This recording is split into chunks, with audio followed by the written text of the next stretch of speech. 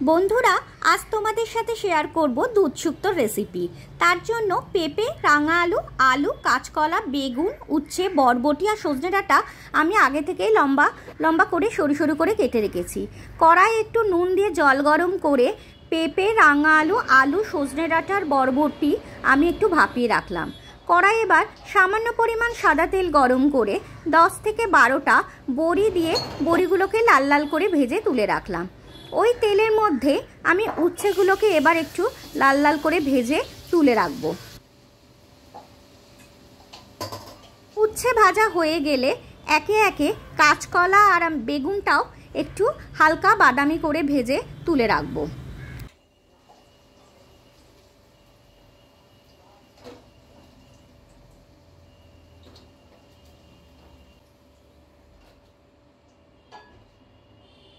সব সবজিগুলো ভাজা হয়ে এলে ওই তেলে একটা তেজপাতা আর একটু সামান্য রাঁধুনি ফোড়ন দিয়ে রাঁধুনির একটা সুন্দর গন্ধ বেরোতে শুরু করলে আমি ভাপিয়ে রাখা সবজিগুলো দিয়ে নাড়াচাড়া করতে লাগবো।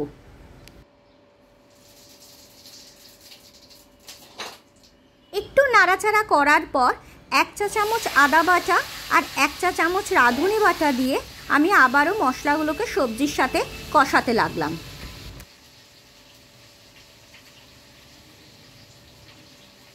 সবজিগুলো মশলার সাথে ভালো করে কষানো হয়ে গেলে ওপর থেকে একটু নুন ছড়িয়ে দিলাম, দিয়ে আবারও ভালো করে নাড়াচাড়া করতে লাগলাম।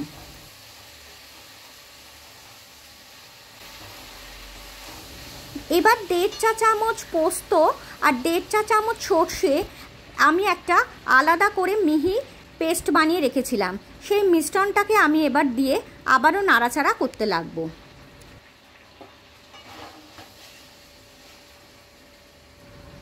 ভালো করে নাড়াচাড়া করার পর 1/2 লিটার দুধ একটু গরম করে রেখেছিলাম, সেই দুধটাকে আমি এর মধ্যে দিয়ে আবার নাড়াচাড়া করে আমি প্রয়োজন মতো একটু চিনি অ্যাড করব।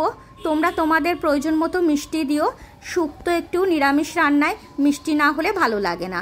নাড়াচাড়া করার পর যে সবজিগুলোকে ভেজে রেখেছিলাম সেগুলোকে আবার ওর মধ্যে দিয়ে ফোটাতে লাগলাম।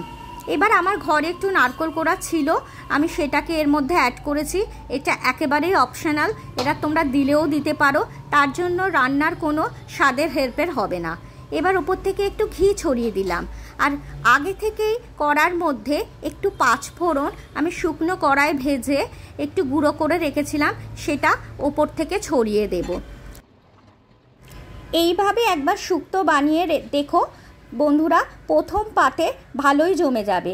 যদি আমার রান্নাটা তোমাদের ভালো লেগে থাকে তাহলে প্লিজ একটা লাইক, কমেন্ট, শেয়ার আর সাবস্ক্রাইব করে দিও।